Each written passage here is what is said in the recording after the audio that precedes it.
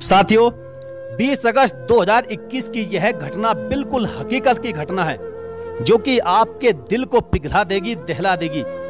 कहानी को पूरा सुनकर के आपकी जो भी राय हो कमेंट बॉक्स में लिखना बिल्कुल न भूलें। तो चलिए शुरू करते हैं। यह कहानी बिहार के मुजफ्फरपुर जिले में रहने वाली एक गुड़िया नाम की लड़की की है। गुड़िया कहती है कि 20 अगस्त 2021 का दिन मैं कभी नहीं भूल पाऊंगी, क्योंकि इसी दिन मेरे मामा ने मेरी जिंदगी में दाग लगा दिया। मैं चीखती चिल्लाती रही, लेकिन वह नहीं माना। पड़ोस के बाबा ने जान तो बचा ली, लेकिन जिंदगी मेरी नरक बन गई। रेप मेरे मामा ने किया, लेकिन ताने मुझे मिलने लगे। पंचायत में मेरे जिस्म की बोली लगा दी गई। थाने जाने से रोकने के लिए घर पर पहरा लगा दिया गया। खैर, किसी तरह केस हुआ तो गवाही के लिए धमकी मिलने लगी। गवाही से रोकने के लिए मामा के बेटों ने मेरा अपहरण करके देह व्यापार करने वालों के हाथों मुझे बेच दिया। 5 महीने तक पटना में मुझे बंधक बनाकर रखा गया और इस दौरान होटलों और घरों में मुझे भेजा गया। 5 महीने में मेरे साथ 30 बार रेप हुआ। हालांकि अब मैं उस गिरोह के चंगुल से आजाद हूं, लेकिन मुझे दोबारा अपहरण की धमकियां मिल रही है। गुड़िया को पिता की उम्र के लोगों के पास भेजा जाता था। हैवानियत ऐसी थी कि उसके शरीर पर दांतों से जानवरों की तरह काटते थे। गुड़िया की मां बताती है कि घटना के दिन गांव में पूजा थी। वह मंदिर पर गई हुई थी। 14 साल की बेटी पूजा पाठ से वापस घर आ रही थी। इस दौरान विकास उर्फ व्यास ठाकुर ने उसे घर में बुलाया और उसके साथ दुष्कर्म किया। बेटी की हालत खराब हो गई। पड़ोसियों की मदद से जान बचाई गई। घटना के बाद हम केस दर्ज नहीं करा पाए। इसके लिए उसके घर का रास्ता रोक दिया गया। पंचायत हुई और बेटी की इज्जत के बदले पैसा देकर समझौता कराया जा रहा था। लेकिन 8 दिन बाद घर से निकलने का मौका मिला तो थाने में केस दर्ज करा दिया। मेडिकल रिपोर्ट में भी दुष्कर्म की पुष्टि हो गई। इस गंभीर मामले में भी पुलिस की मनमानी सामने आई। पुलिस ने केस तो दर्ज कर लिया, लेकिन आरोपी को अब तक गिरफ्तार नहीं किया गया। बार बार मिल रही धमकी के बावजूद काफी दबाव में आरोपी विकास उर्फ व्यास ठाकुर की गिरफ्तारी हुई। कोर्ट में केस का ट्रायल शुरू होते ही पीड़िता को और भी ज्यादा धमकियां मिलने लगी। कोर्ट में गवाही देने पर परिवार वालों को जान से मार देने की धमकी मिलने के बाद भी पीड़िता गुड़िया ने हिम्मत जुटाई, लेकिन रेप के आरोपी विकास उर्फ व्यास ठाकुर के बेटे आदर्श और अंकुश ने पीड़िता गुड़िया का अपहरण कर लिया और उसे पटना ले आए और देह व्यापार करने वाले गिरोह को बेच दिया। परिवार वाले थाने पर दौड़ते रह गए, लेकिन पुलिस ने गुड़िया के अपहरण का केस तक भी दर्ज नहीं किया। पीड़ित परिवार कोर्ट गया, इसके बाद भी पुलिस ने मुकदमा दर्ज नहीं किया। गुड़िया ने बताया कि मुझे जबरन बस में बैठाकर कोल्ड ड्रिंक्स पिला दिया गया। पटना पहुंची तो राहुल के माध्यम से मुझे गुलशन के हाथों बेच दिया गया। गुलशन पटना में एक बड़ा सेक्स रैकेट चलाता था। पटना के 70 फीट के एक घर में मुझे ले जाया गया, जहां पहले से ही कई लड़कियों को रखा गया था। यहां से लड़कियों को होटलों और घरों में भेजा जा रहा था। मुझे भी 2 दिन बाद स्टेशन रोड के एक होटल में भेजा गया। पहली बार झूठ बोलकर होटल भेजा गया था। विरोध करने के बाद भी मैं वहां से भाग नहीं पाई। होटल में उसे सिगरेट से जलाया जाता और बेल्ट से पीटा गया। हर पल नजर रखी जाती थी, जिससे कि लड़कियां इस दलदल से भाग नहीं पाती थी। गुड़िया 5 महीने तक पटना में गुलशन के चंगुल में रही। पटना में 22 नवंबर 2022 को बचपन बचाओ आंदोलन के सदस्यों के साथ पुलिस ने छापेमारी की, जिसमें 8 लड़कियां बरामद हुई। इस घटना के बाद पुलिस ने गुड़िया को घरवालों के सुपुर्द कर दिया था। 5 महीने के दौरान गुड़िया को पटना के 15 से अधिक होटलों के साथ कई घरों में भी भेजा गया। गुड़िया के मुताबिक वह जब भी विरोध करती थी तो गुलशन उसकी पिटाई करता था। हाथ पैर में इतने घाव हैं कि वह किसी को दिखा भी नहीं सकती। गुड़िया ने बताया कि राजधानी पटना में एक बहुत बड़ा सेक्स रैकेट चल रहा है। यहाँ हर दिन नई नई लड़कियां गैंग में आती है। कोई घर से भागकर यहाँ आकर फंस जाती है तो कोई तस्करों के द्वारा लाई जाती है। गुड़िया के मुताबिक एक ग्राहक से गुलशन लगभग 6,000 रुपए एक नाइट का लेता था। लड़कियों को 2,000 देने को बोलता था, लेकिन 5 महीने में उसने उसे 1-2 कपड़े खरीद कर ही दिए, पैसे बिल्कुल नहीं दिए। गुड़िया ने बताया कि लड़कियों को गलत काम करने के लिए काफी मजबूर और टॉर्चर किया जाता है। वह ऐसे बंधन में होती है कि भाग भी नहीं पाती है।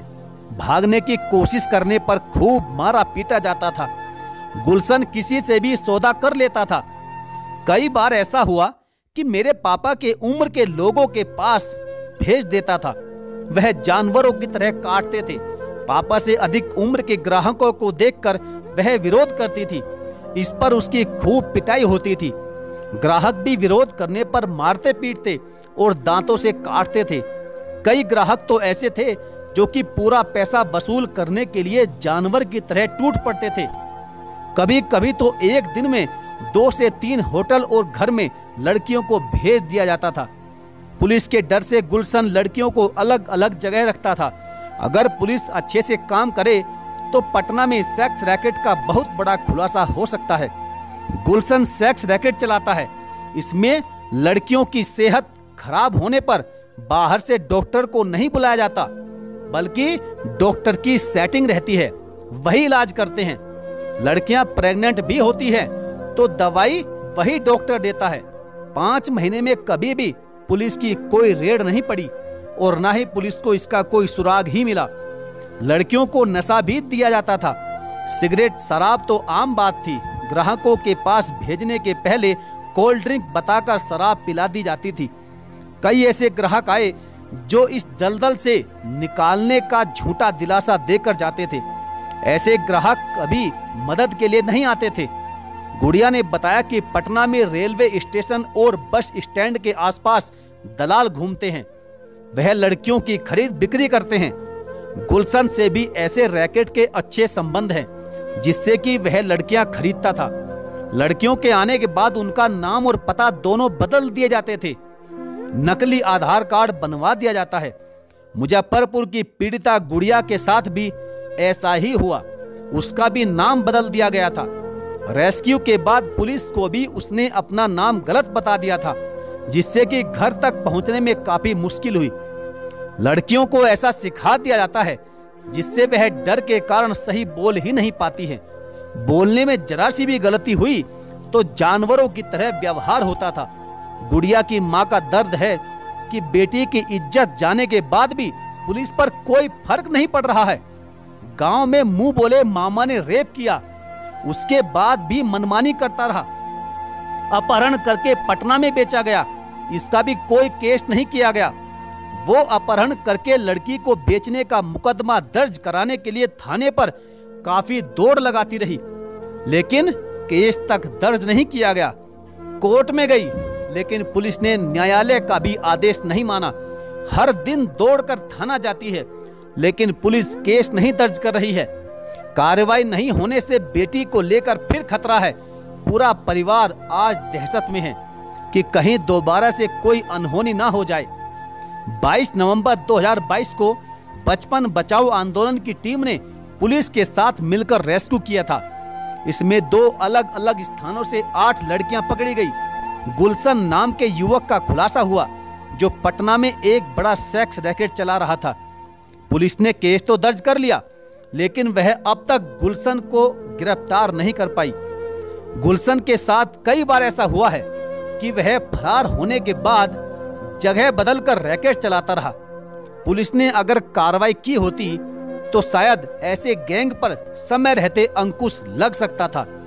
गुड़िया की बात सुनकर उसके अत्याचार को जाना जा सकता है। पहले मुंह बोले मामा ने रेप किया, फिर गवाही नहीं देने के कारण उसे बेच दिया गया। वह 5 महीने तक देह व्यापार कराने वाले रैकेट के चंगुल में रही और इस दौरान उसके साथ 30 बार रेप हुआ।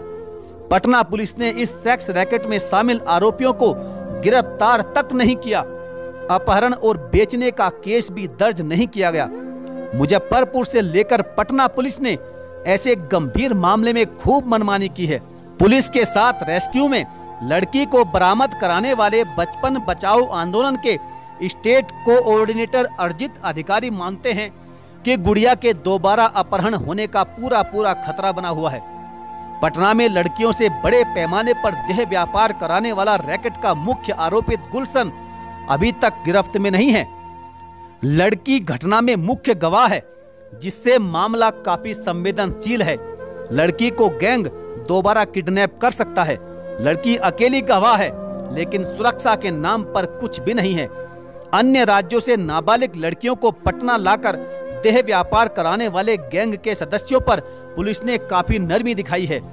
जब भी देह व्यापार के मामले में नाबालिग लड़कियों का मामला आता है तो पॉक्सो एक्ट लगाया जाता है, लेकिन पटना में पुलिस ने बड़ा खुलासा किया और 2 थानों में एक ही गैंग के सेक्स रैकेट का मामला पकड़ा गया।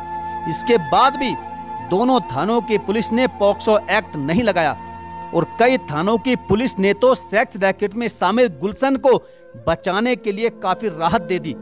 बचपन बचाओ आंदोलन के सदस्यों की माने तो उस समय भी पुलिस से मांग की गई थी कि पॉक्सो एक्ट लगाया जाए, लेकिन पुलिस ने ऐसा कतई नहीं किया।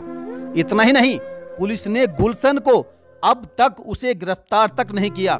इस मामले में उसकी सहयोगी छोटी सिंह और 2 होटल के मैनेजर और गुलशन का भाई गिरफ्तार है। मुजफ्फरपुर की एक चाइल्ड वेलफेयर कमेटी ने उस लड़की की सुरक्षा को लेकर जरा भी ध्यान नहीं दिया, जिसका अपहरण करने के बाद पटना में देह व्यापार करने वाले गैंग को उसे बेचा गया था। लड़की पर 2 तरफ से खतरा है। एक तरफ तो उसके मुंह बोले मामा, जिसने गांव में पहली बार उसका रेप किया, और दूसरा सेक्स रैकेट को चलाने वाले गुलशन से उसे बहुत बड़ा खतरा है। चाइल्ड वेलफेयर कमेटी को लड़की की सुरक्षा को लेकर संवेदनशीलता दिखानी होगी, जिससे कि लड़की को दोबारा किडनैपिंग होने से बचाया जाए। गुड़िया और उसकी मां को फोन पर लगातार धमकियां मिल रही है। वह पुलिस के पास दौड़ रही है, लेकिन ध्यान नहीं दिया जा रहा है। अब इस मामले में पटना पुलिस की सबसे बड़ी चूक क्या रही? पटना के 2 थानों में केस हुआ, लेकिन पॉक्सो एक्ट नहीं लगाया गया। पटना पुलिस ने पीड़िता का मेडिकल तक नहीं करवाया। पुलिस ने इस सेक्स रैकेट के सरगना को नहीं पकड़ा। पटना में लड़कियों का धंधा करने वाले गैंग को नहीं खंगाला। पटना पुलिस ने मुजफ्फरपुर में हुए रेप के केस को लिंक नहीं किया। लड़की का अपहरण करने और बेचने वालों की जांच नहीं हुई। सरगना गुलशन का बैंक अकाउंट तक भी फ्रीज नहीं किया गया। साथियों, नाबालिग लड़कियों को खरीदकर पटना में सेक्स रैकेट चलाने वाले गुलशन का एक बहुत बड़ा जाल है। यह नाम बदलकर धंधा करता है। कभी गुलशन तो कभी राणा बन जाता है। विक्कू नाम से भी लोग उसे जानते हैं। पटना में 2 थानों की पुलिस की रेड के बाद भी वो एक्टिव रहा, लेकिन गिरफ्तारी नहीं हो पाई। जबकि पुलिस ने खुलासा तो कर दिया था, लेकिन गुलशन इसके बाद भी पटना में अपना खूब धंधा चला रहा है। बचपन बचाओ आंदोलन के सदस्यों का कहना है कि जब तक गुलशन पकड़ा नहीं जाएगा और पॉक्सो एक्ट के तहत उस पर कार्रवाई नहीं होती है, तब तक उसका धंधा यूं ही चलता रहेगा। उसके गैंग के कई सदस्य अब भी इस धंधे में बुरी तरह से संलिप्त हैं।